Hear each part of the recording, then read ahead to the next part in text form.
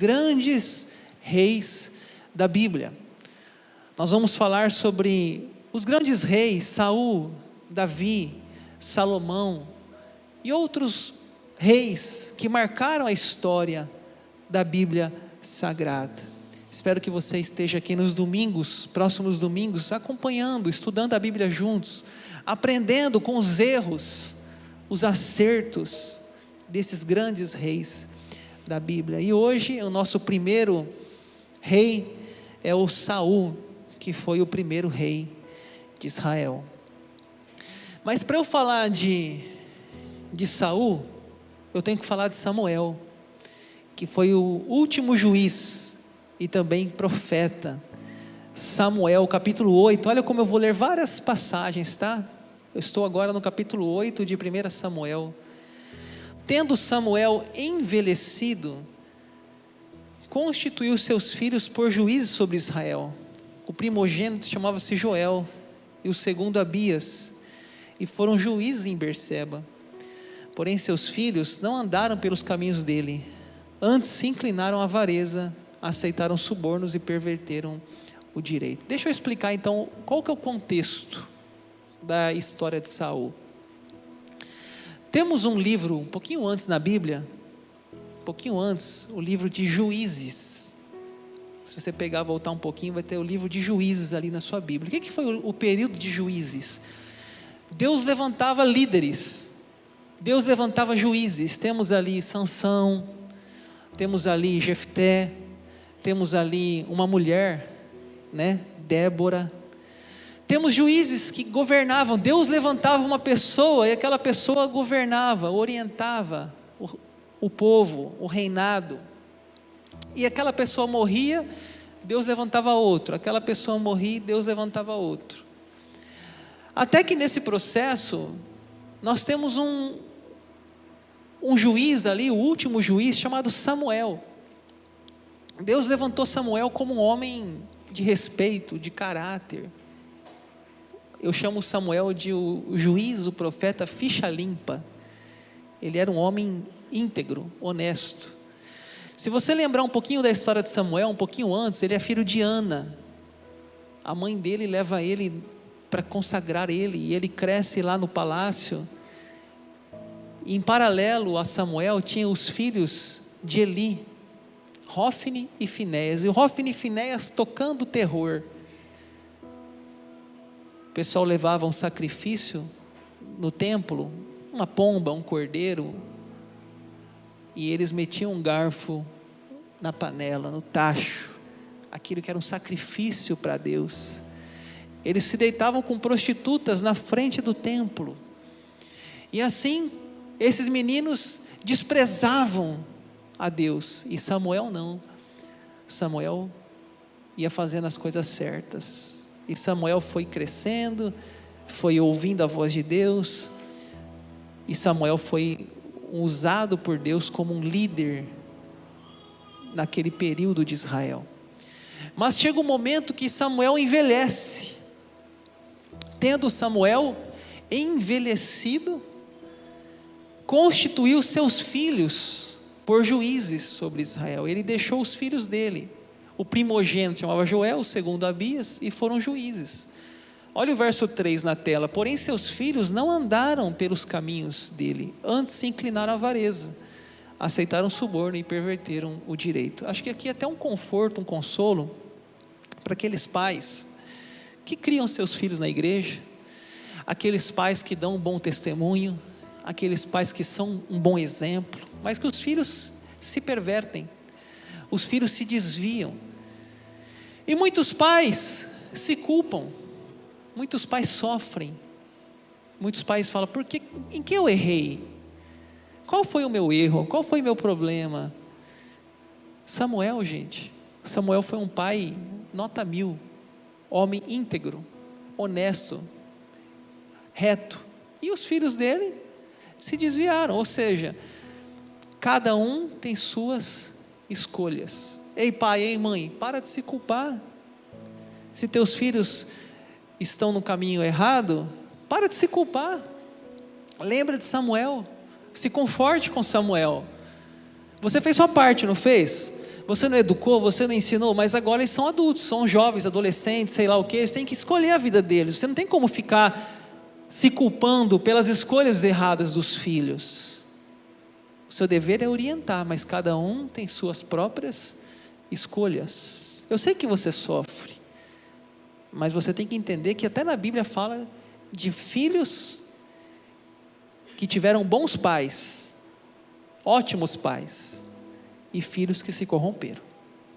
Então não julgue a atitude de um filho, não julgue o pai pela atitude de filho, porque Samuel é um grande exemplo de que nem sempre os pais são responsáveis pelas escolhas de seus filhos, nem sempre. Há casos que sim, pais são mau exemplo, mau testemunho, enfim, mas existem pais excelentes e filhos rebeldes, tá? E cada um tem a sua escolha e vai prestar conta diante de Deus. Então, nesse contexto, que Samuel, os filhos dele não são íntegros, os filhos dele não são bons líderes, não são bons juízes, as pessoas falam: vê, já está velho, teus filhos não andam pelos teus caminhos, constitui-nos, pois, agora um rei sobre nós, para que nos governe como tem todas as nações. Ou seja, o povo via os filhos de Samuel e falou assim: a gente não quer esses meninos como nosso rei, como nosso líder, como nosso juiz, né? Rei eles nem tinham ainda, como nosso juiz. E eles falam assim: agora nós queremos um rei. E nós temos aqui, gente, uma transição na história de Israel, da teocracia para a monarquia. Ou seja, até aqui, Deus escolhia uma pessoa, Deus levantava um líder, Samuel, Sansão, Jefté, Débora, Deus levantava um juiz. Mas agora não, agora eles querem um rei.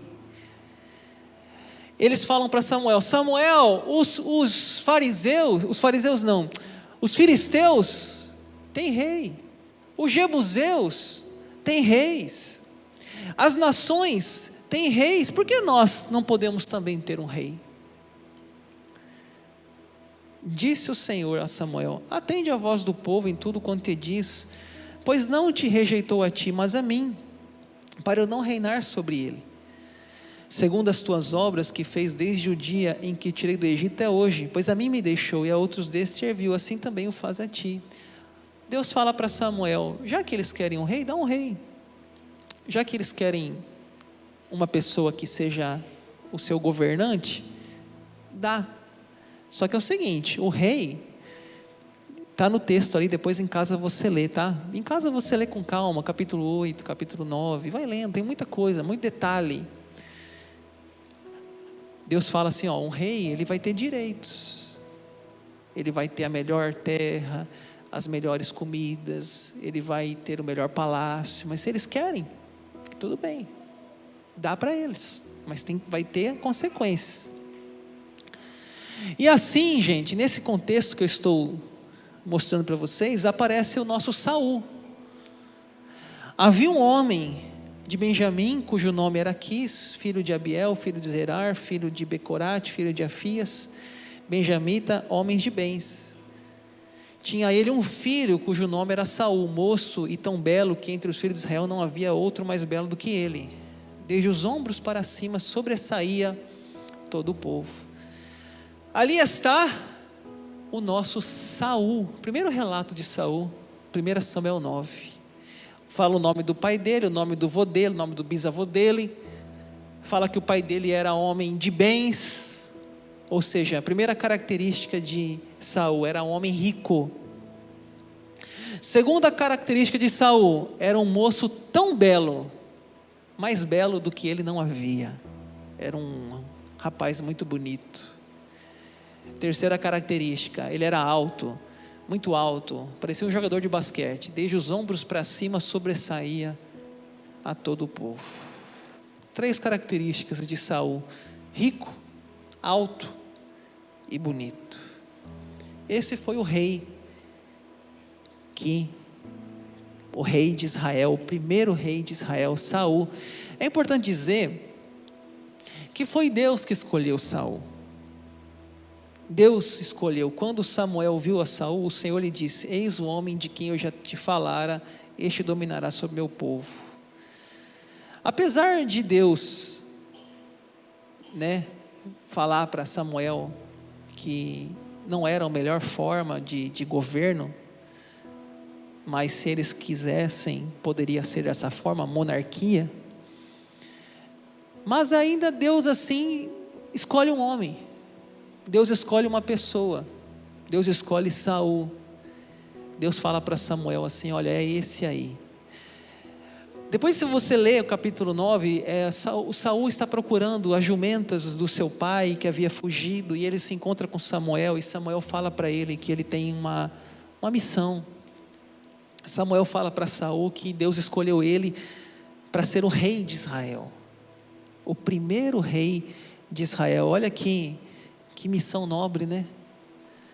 Ele recebeu essa missão de ser o primeiro rei da Bíblia, o primeiro rei de Israel, o primeiro rei do povo de Deus, povo judeu.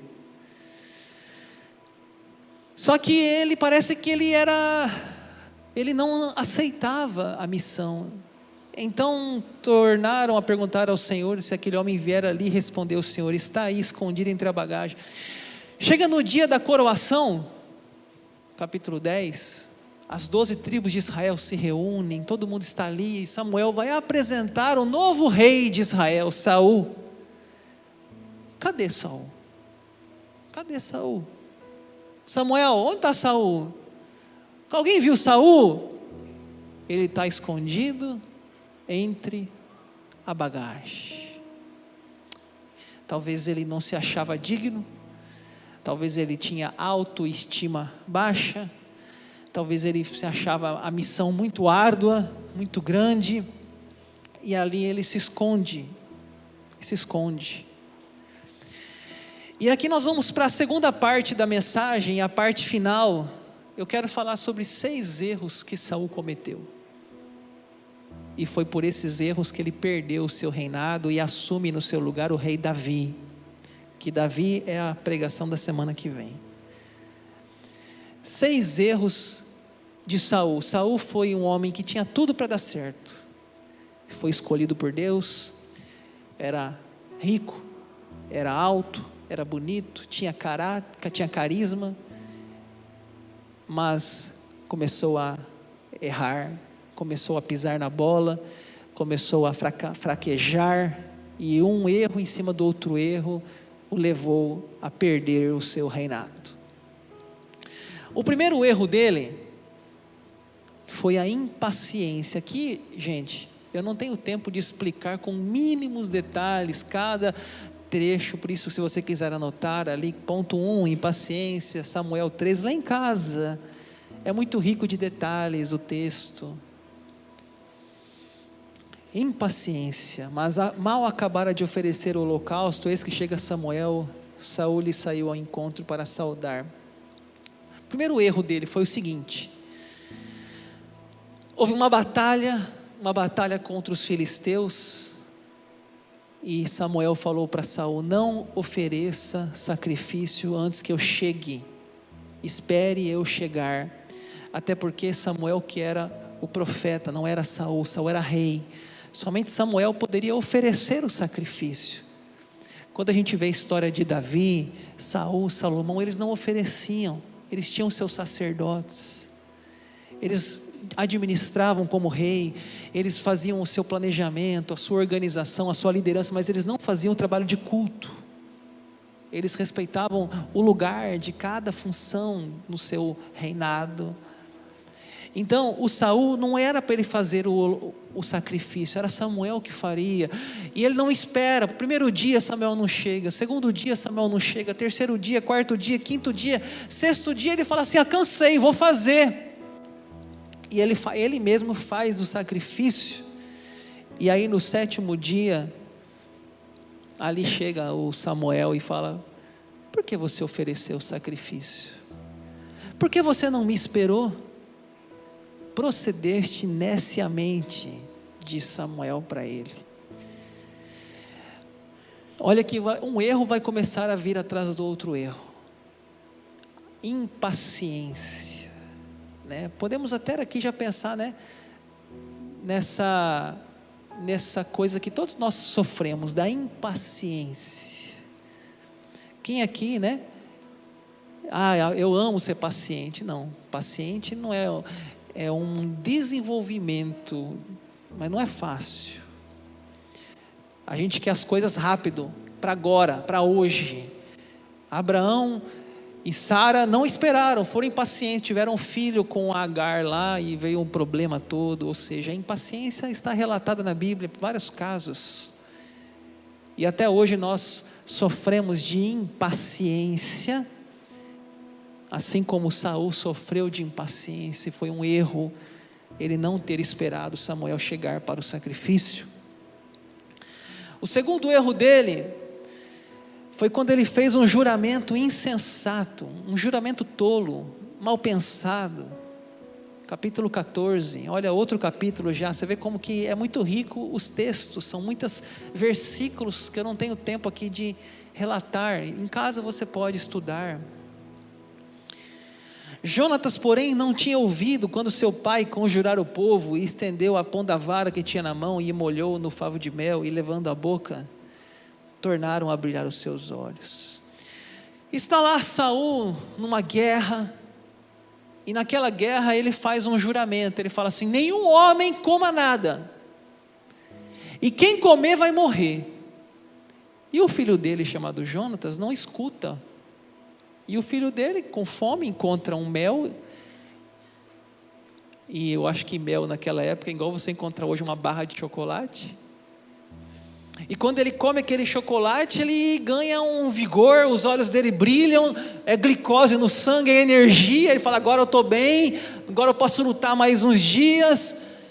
De repente fala assim: cara, mas você comeu, seu pai falou que não era para comer, quem comesse ia morrer, e agora, o que faz? Por que Saul fez esse juramento insensato, tolo? Para que dizer algo tão radical, no meio de uma batalha, todos os homens com fome? Para que dizer que ninguém pode comer nada, que todos têm que ficar sem comer, e sem quem comesse morreria? E agora, como que ele mata o filho? E agora, como cumprir esse juramento? Imagine os pais hoje, né, fazem tantos juramentos, né? Moleque, se você fizer isso, você não vai jogar videogame hoje. Daqui meia hora o moleque está no videogame já. Olha, se você fizer isso, não vai brincar amanhã na rua. Amanhã já está brincando. A criança até já sabe que não sustenta o juramento. Juramento insensato, fazemos muito isso, falamos coisas e não cumprimos. Tem que ter sabedoria, às vezes a gente saber falar as coisas e honrar a palavra, mesmo que doa. Se você falou para o seu filho que não vai fazer, não faça. Ou se você não vai cumprir, não fale.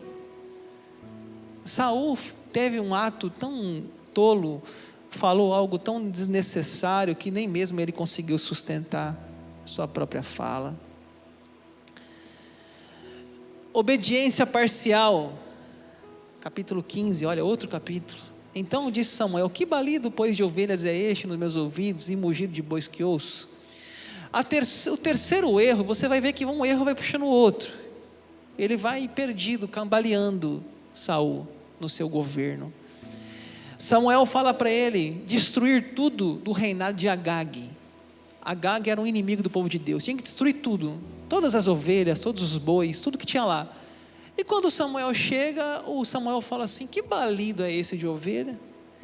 Que mugido é esse de boi? Ah, Samuel, pois é, eu fiquei com dó de matar essa ovelha, né? Olha que ovelha bonita. Fiquei com dó de matar esse boi, né? Vai dar um churrasquinho bom aqui. Samuel fala: você está doido? Eu não falei que era para você exterminar com tudo de Agag? Deus não falou que era para você matar tudo?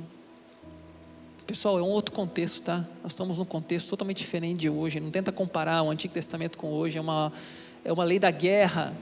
É outro contexto. Estamos falando aí de 4.000 anos, 3.000 anos atrás. É muito tempo distante.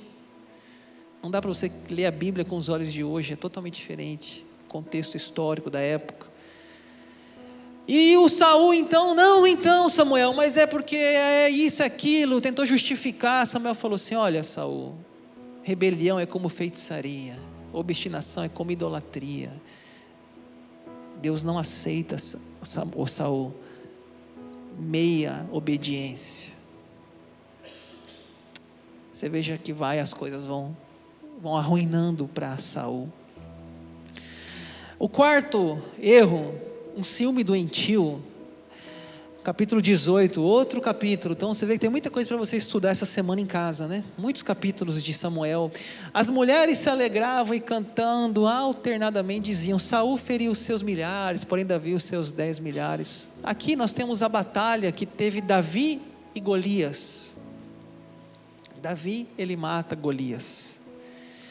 E as mulheres cantavam alegremente, Saul feriu os seus milhares, e Davi feriu os seus 10 milhares. E aquela canção trouxe ódio no coração de Saul. De vez de ele se alinhar a Davi, falar: nossa, eu tenho um cara bom aqui, Davi, eu tenho um ótimo guerreiro, um menino que pode me ajudar. Não, ele começou a perseguir Davi.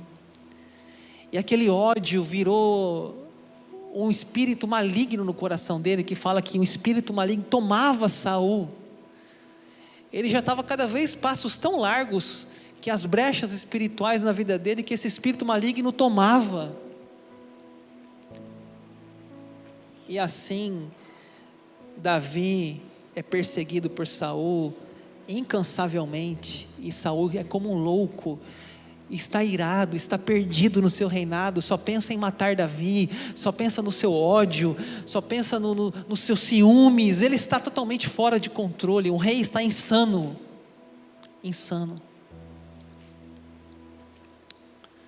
Quinto, Saul consulta uma feiticeira. Capítulo 28, olha outro capítulo. Então disse Saul aos seus servos: apontai-me uma mulher que seja médium, para que me encontre com ela e a consulte. Disseram-lhe os seus servos: há uma mulher em Endor, que é médium. O quinto erro de Saul foi quando ele consultou uma feiticeira. Samuel havia morrido, e Saul, perdido na vida, perdido no reinado, indo de mal a pior, ele falou: eu preciso falar com Samuel. Eu preciso falar com ele, eu tenho que falar com ele. Desesperadamente ele fala: me dê um médium, me dê uma feiticeira, me coloque em comunicação com o falecido Samuel. Agora veja bem, isso era um pecado em Israel, falar com mortos. Isso não era permitido na Bíblia. Tanto que o próprio Saul expulsou todos os feiticeiros. Quando ele vai encontrar essa feiticeira, ele vai num lugar bem distante, ele se vai vestido de uma outra roupa, para nos falar que ele era rei. Porque se se uma feiticeira visse que era rei Saul, ela fugia, porque ele ia matar ela. Ou seja, o que ele condenou, ele está buscando. O que ele condenava, o que ele expulsou, ele está indo atrás, ele está totalmente desorientado, Saul.